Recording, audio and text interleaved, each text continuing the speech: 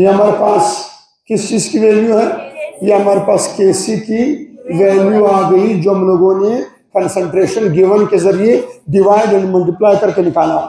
ठीक है छोटी, अब आपके बुक में एक न्यूमेरिकल दिया हुआ है कारी साहब, उस न्यूमेरिकल को जरूर करना है। ठीक है जी।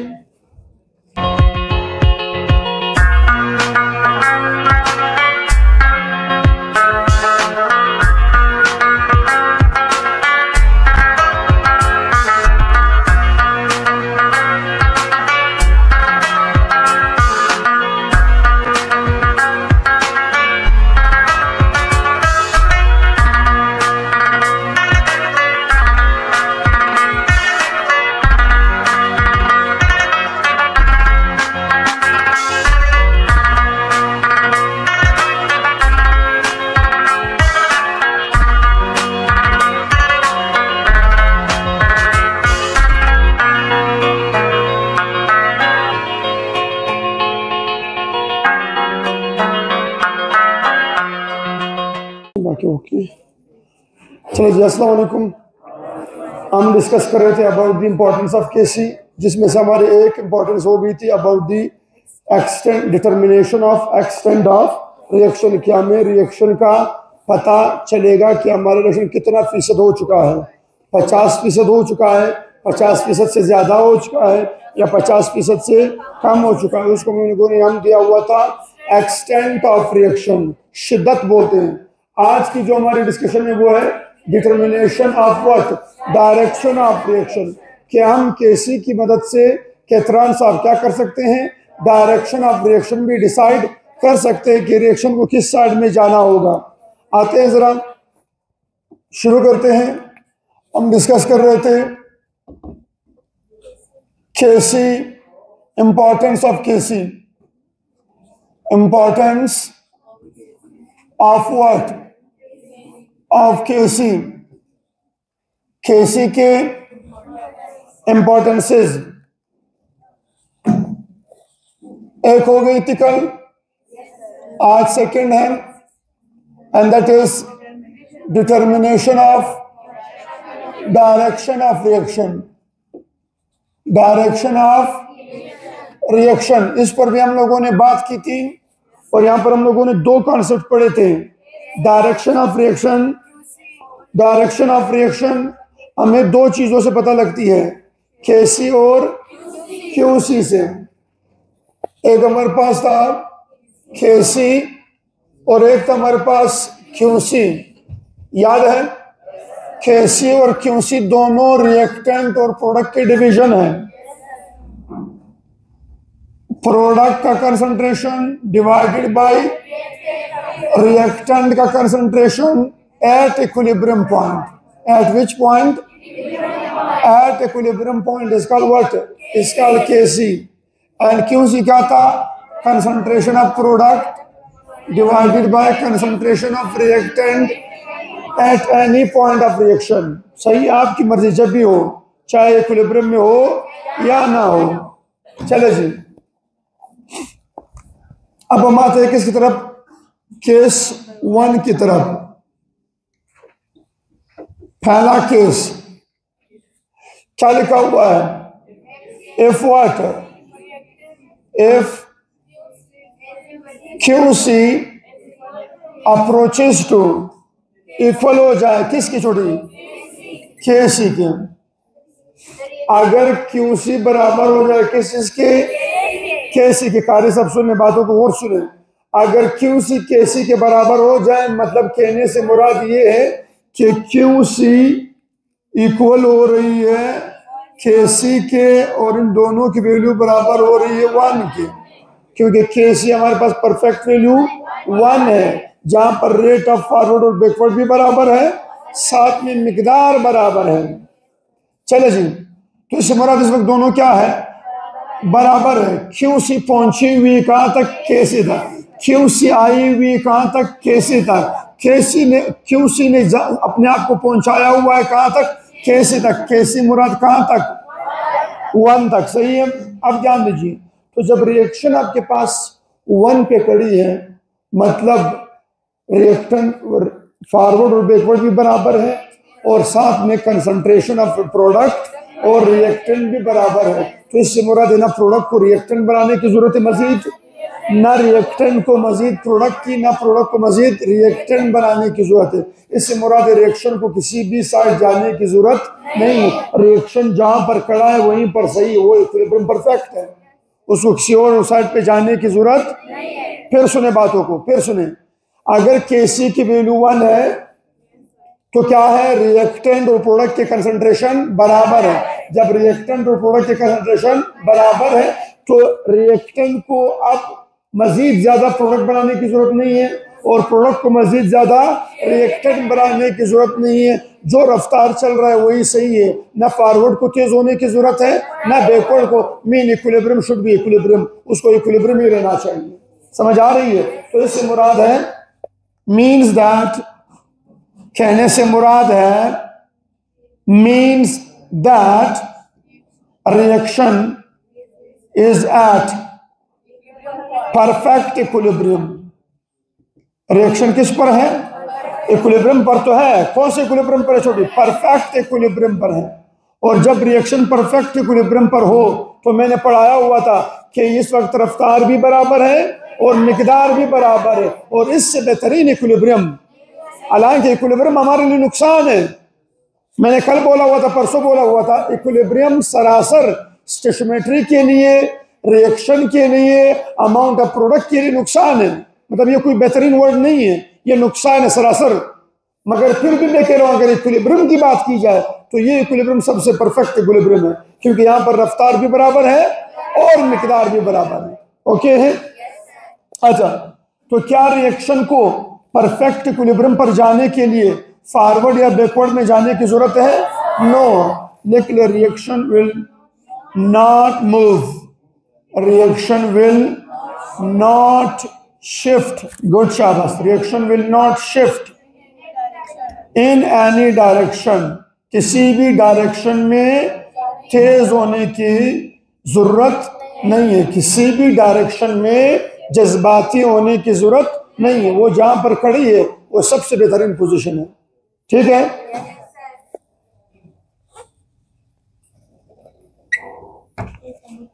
सेकंड हमारे पास है केस नंबर 2।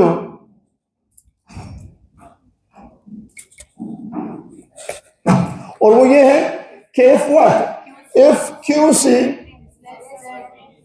यस शाबाश, if QC is less than KC, अगर QC की वैल्यू कम हो KC से, मतलब छोटे दूसरे अल्फाज में मैं ये कह सकता हूं कि QC इज लेस देन 1, और QC को कहां तक पहुंचना है? 1 तक। QC को कहां तक पहुंचना है? 1 तक। इससे मुराद है QC की वैल्यू कैसे कम हो सकती है? शाबाश, QC क्या था? प्रोडक्ट था डिवाइडेड बाय रिएक्टेंट था। मगर ये जो वैल्यू है, अगर ये दोनों बराबर होते तो ये 1 होता।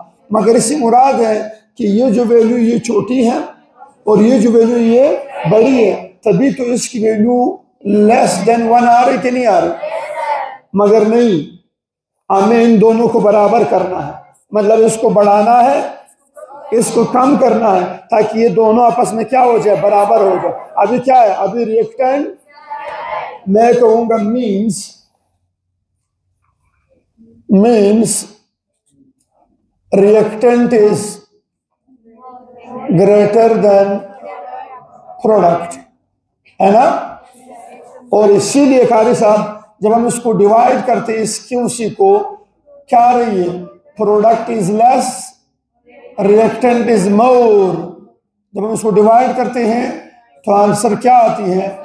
लेस देन 1 आती है, लेस देन 1 आती है। छोटे सुन रहे, प्लीज ध्यान दीजिएगा।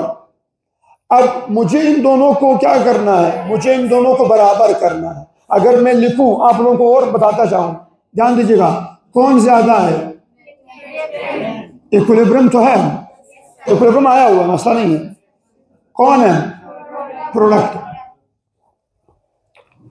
बॉयज बताएं, इसे दोनों को बराबर करने के लिए रिएक्शन को किस डायरेक्शन में? अच्छा, रिएक्शन को फॉरवर्ड डायरेक्शन में एक्स्ट्रा तेज होने की जरूरत है ताकि रिएक्टेंट की मिकदार कम हो जाए और प्रोडक्ट की मिकदार है का नहीं है।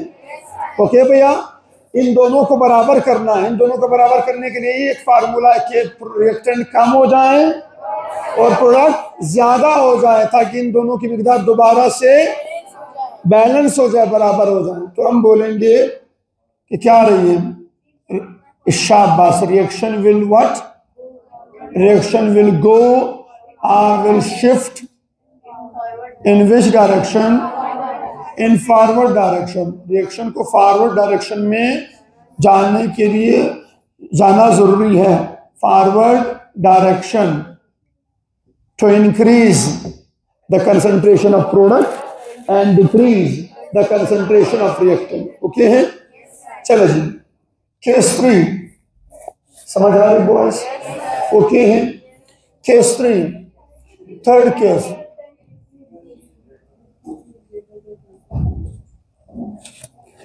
थर्ड केस भैया सुन लें, इफ व्हाट,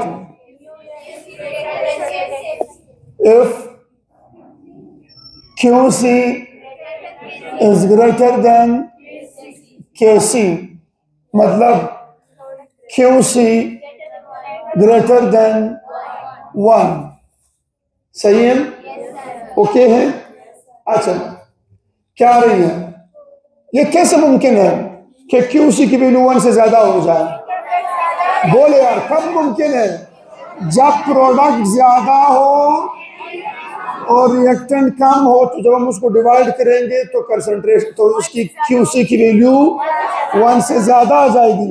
तो we can write, means that, कहने से मुराद है reactant is less than product. Reactant कम है, प्रोडक्ट ज्यादा है। जब डिवाइड करेंगे तो QC की वैल्यू 1 से ज्यादा आ जाएगी। अच्छा, मतलब कहने से और मुराद है, कहने से और मुराद है, वेट वेट वेट, क्या कहने से और मुराद है कि QC is equal to more product less reactant, है ना? जब हम इसको डिवाइड करेंगे कारी साहब, the value would be more than 1, है ना? क्या जाएगा, हम बोलेंगे मतलब प्रोडक्ट ज्यादा है, वापस इसको बराबर करना है, बराबर, ताकि मिकदारें बराबर हो जाए और KC की वैल्यू 1 हो जाए, क्योंकि QC में KC अटेंड करना है, 1 अटेंड करना है।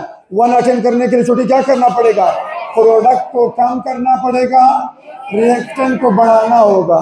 तो प्रोडक्ट को कम करने के लिए, रिएक्टेंट को बढ़ाने के लिए कौन सा अमल हो जाए, बैकवर्ड आ जाए। शाबाश, जब ये बैकवर्ड आएगा तो प्रोडक्ट क्या हो जाए, कम, रिएक्टेंट क्या हो जाएगी, ज्यादा, दोनों बैलेंस हो जाएगी।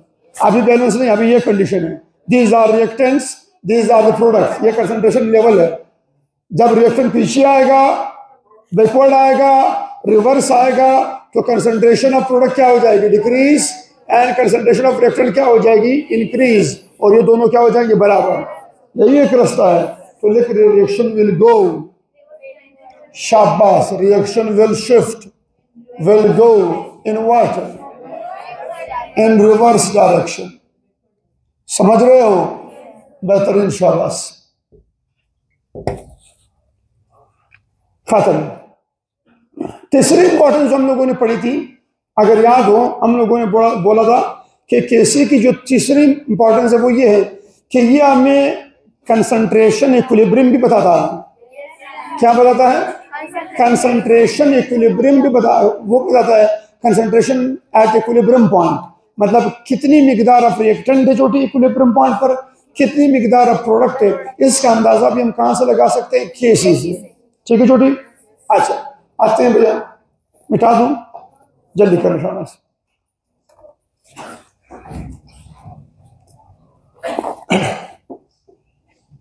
ले जाओ।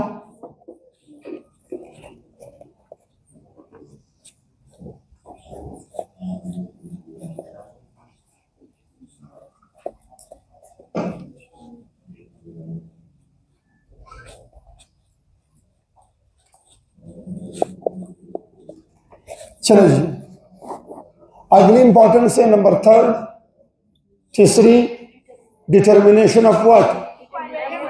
Equilibrium concentration. Determination of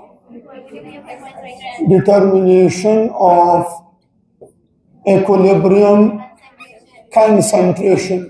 okay, क्या हम रिएक्टेंट और प्रोडक्ट की मिकदार का अंदाजा केसी की वैल्यू से भी लगा सकते हैं? अब सुन लें, अब ये जो डिस्कशन है ये हमारे बुक में डिस्कस नहीं हुआ है, ये हमारे बुक में डिस्कस, इसके लिए मैथमेटिकल इक्वेशंस हैं जो हमारे बुक ने नहीं डिस्कस की हुई, मगर फेडरल बुक ने या केपी बुक ने डिस्कस किया हुआ है कि इक्विलिब्रियम पर अगर हमारे पास रिएक्टेंट और प्रोडक्ट हो और उसकी मिकदार ना मालूम हो तो हम उसको किस तरह मालूम कर सकते हैं।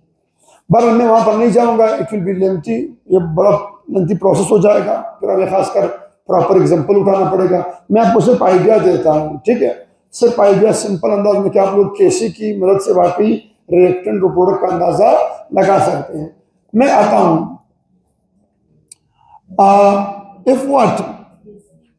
if Kc is equal to 1, अगर छोटी Kc 1 के बराबर हो तो क्या रिएक्टेंट ज्यादा है या product?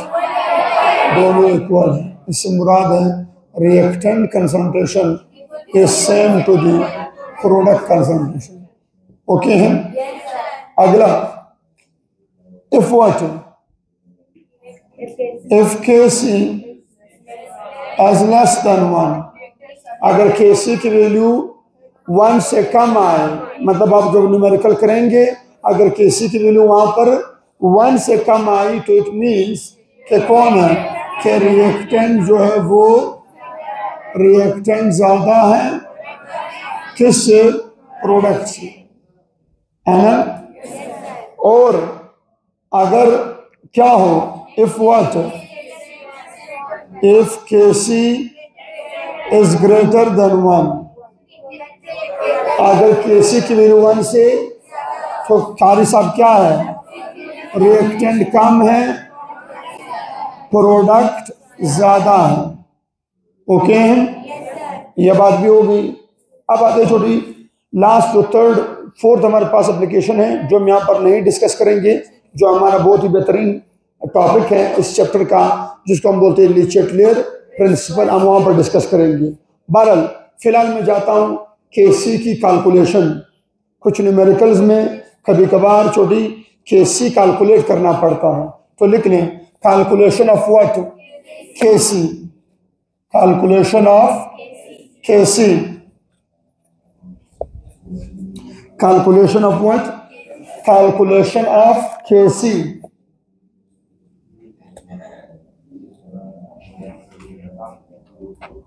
Calculation of KC, KC की कैलकुलेशन, कि हम किस तरह केसी की वैल्यू को रिएक्टेंट और प्रोडक्ट की मिकदार की मदद से केसी को किस तरह मालूम कर सकते हैं।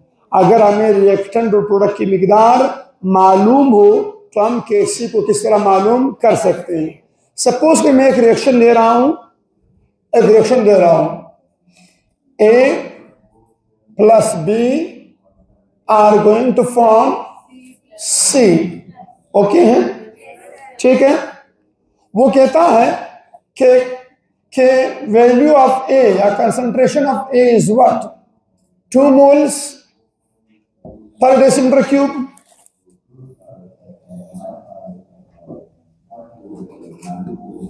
और concentration of B is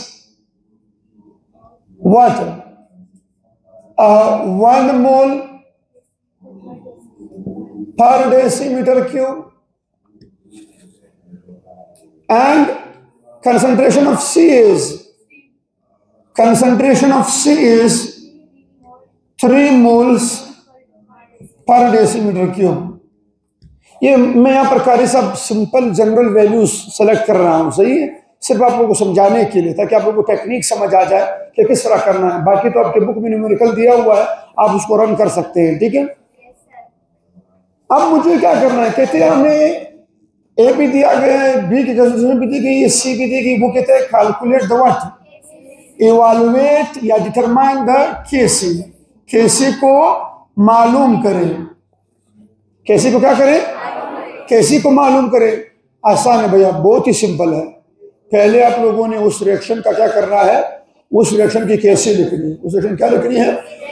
KC लिखनी है। एक मिनट, इस रिएक्शन क्या लिखनी है? केसी। छोड़िए, पहले आते हैं इस रिएक्शन में केसी, जरा लिख के दिखाए। केसी इज इक्वल टू, सब बोले, सब KC is equal to concentration of C की पावर कितने मोल? 1 मोल। नो 1 मोल पावर है। फिलहाल केसी लिख लो, वैल्यू मत पुट करो। फिलहाल छोटी केसी लिख लें। Divided by concentration of what? कारिस of A multiply with concentration of B power 2। शाबाश, गुड। पावर क्या है? पावर 2 है कारी साहब, ओके है। अच्छा, अब क्या करें? अब इनकी वैल्यूज पुट करो। शाबाश। अब क्या करें? अब वैल्यूज पुट करो। चलिए आते हैं, वैल्यूज पुट करते हैं। सी की वैल्यू, सी की वैल्यू ये 2,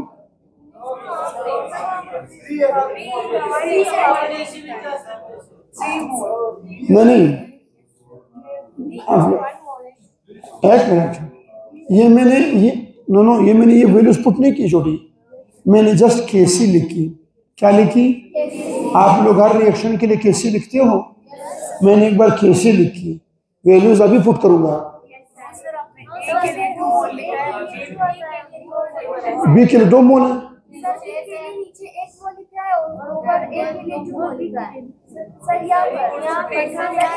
यहाँ पर वही तो मैं बोल रहा हूँ, मैंने अभी वैल्यू पुट नहीं की है। क्या करें आपको, मैं केसी लिखी है। मैंने इस वक्त रिएक्शन की केसी लिखी हुई है, न्यूमेरिकल नहीं किया है। न्यूमेरिकल अभी करने जा रहा हूं, न्यूमेरिकल अभी करूंगा। छोटे न्यूमेरिकल मैं अभी करने वाला हूं। अभी मैंने जस्ट केसी लिखी फॉर दिस रिएक्शन, मैंने जस्ट केसी लिखी। अब इसकी वैल्यूज पुट करें। मिकदारें क्या क्या दी हुई है छोटे, इसकी जो ए की जो मिकदार है वो क्या है? 2 मोल। सी की क्या है? अच्छा, अब मैं क्या लिखूंगा? 3 मोल पर डेसीमीटर क्यूब, है ना? डिवाइडेड बाय पावर तो वही है कि पावर ना लिखो, क्या करना है? और ए की वैल्यू, रिएक्शन ए है, वैल्यू पुट करें। क्या वैल्यू गिवन है? 2 मोल पर डेसीमीटर क्यूब मल्टीप्लाई विद 1 मोल पर डेसीमीटर क्यूब का स्क्वायर। 1 मोल पर डेसीमीटर क्यूब का स्क्वायर, है ना? छोटे, व्हाट विल हैपन? ध्यान दीजिएगा, ये डेसीमीटर क्यूब मोल सब कट जाएंगे। फिलहाल उसको रहने दें क्योंकि वो उस अंडर, उस स्क्वायर के अंडर है। क्या जाएगा? एक minute, 3 divided by 2 multiply with 1। आना 1 का पावर जो स्क्वायर है वो तो 1 ही आएगा। तो क्या लिखूंगा? मोल क्या आ जाएगा? मोल बन जाएगा स्क्वायर, आना मोल क्या हो जाएगी? और डेसीमीटर क्या हो जाएगी? 6। डेसीमीटर -6 हो जाएगी, है ना?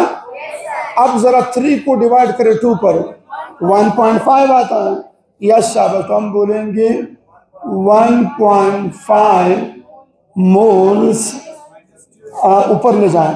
अब इसको ऊपर ले जाए तो मोल क्या हो जाएगा? पर मोल स्क्वायर, है ना? और डेसीमीटर 6 बन जाएगी। डेसीमीटर क्या बन जाएगी? डेसीमीटर 6 बन जाएगी।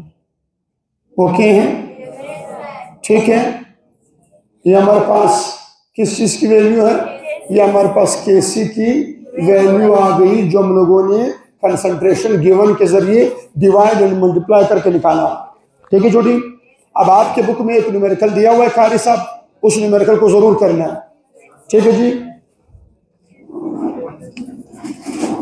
फिर कल मिलते हैं इंशाल्लाह। पिक्चर ले लीजिएगा।